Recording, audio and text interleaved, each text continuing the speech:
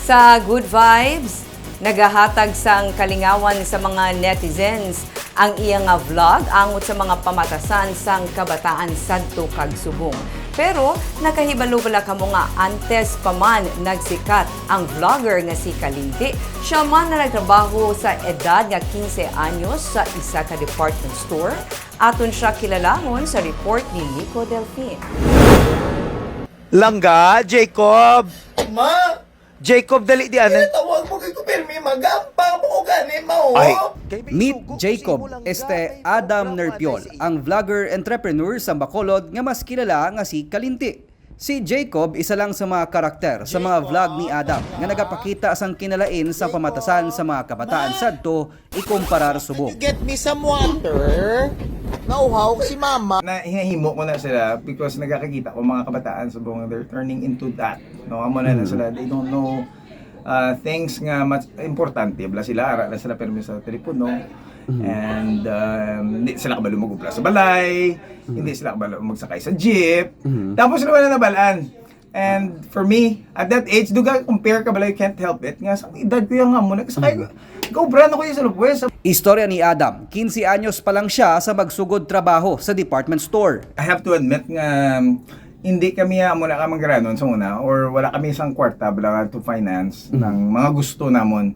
Our basic needs na kasabat may balay, kalanon 3 times a day. Pero nablang as a kid, nang gusto mo bala mabakal ka cards, basketball cards uso na to sa una.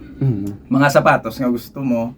So hindi mo na yung mabakal nga gapangayo ka lang. Ulat. Ang kapisan kag dedikasyon para malabot ang mga handom ang pilalang sa mga pamaagi kun nga hindi lang nangin madinalagon si Adam bilang influencer kundi pati man sa negosyo.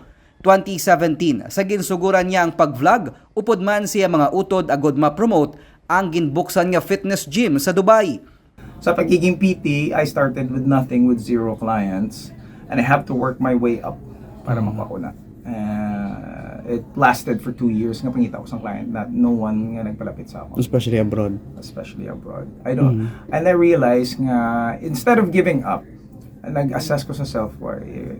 Kapaminsan ko, anong kulang sa akong man? Why I can't do this? Wala may kakwa sa akong client. I realized nga kulang ko sa sales tactic. I don't know how to sell myself. Nablang hindi ko kabalo maghambal, nahuya ko.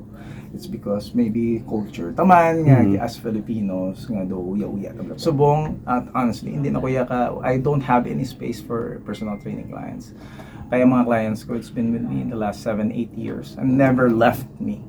So Hindi man nangin mahapos suno sa iyang pag-vlog pero tungod sang pasosyal nga sunoy niya nga delivery, madamo sa mga netizen ang labing nga nalingaw sa iyang content. challenge for me personally was to create ng pag-edit hindi ko kabalo mo do aral ako ya daan sa do kung saan I would consider myself nga video daan na tabla ko Jurassic so venturing into editing Cellphone na lang. dito ka di ko mamuka na bala pero amo na ang pinaka-challenge ko creating a content is another story. It's never a challenge. Si Adam nagsugod trabaho bilang nurse sa Dubai pero tungod sang hilig niya sa fitness and wellness, nagdesisyon siya nga mag-quit sa obra agod matagaan atensyon ang negosyo kag ang pag-produce ng content sa social media. Ako niya paminsaron is just giving back to the people nga nagpudang di sa ako. If I can make their day sa amo ng adlaw just because by saying hi or nagpa-picture sila or nag-greet ko sila, if I made them their day, lipay na ko na niya. Makahambal ako sa self ko, I'm doing my job well. May 11 naman katuig nga nagatrabaho sa Dubai si Adam pero karon balik Bacolod siya para magbakasyon. Para kay Adam, ang ginahandom ang sarang malabot kung ini ang ginasuguran imbes nga ginapaminsaran. Nico Delfin para sa DigiCast Negros.